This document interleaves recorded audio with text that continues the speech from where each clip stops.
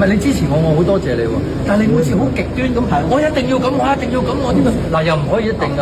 你咁大個仔出嚟社會經歷好多嘢，都係需要有啲嘢唔係一定㗎嘛，係咪啊？我有睇過你嗰個，我知啊，點講算係咯？我知，如果有啲時候我真係簽唔到，你唔好咁極端，知唔知道啊？知唔知道？我唔想聽你嗰啲，你睇過咩嘢？我要你知道你自己咁大個仔唔好咁樣，知唔知啊？人哋話做唔到你嗰啲嘢你就發狂啦喎，唔可以咁樣噶嘛。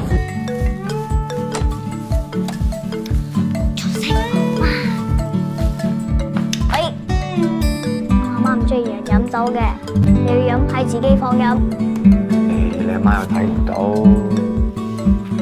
我同你講下啲規矩先。第一，10點後唔准有大聲，同埋唔准着廳燈。第二，廚房啲嘢係我哋嘅，你唔可以用。洗完嘅衫要掛喺自己房。咁多規矩，你估間屋真係你嘅咩？我哋住先，梗係跟我哋嘅規矩咯。喂，唔該晒啊！哎，點啊？你屙尿冇企喺度屙，你哋男仔成日都搞到周圍濕晒，好核突啊！得啦。我未講晒，嗱，個浴缸係唔准用，塊板都唔准拎開，沖涼用花灑企喺度沖，知唔知啊？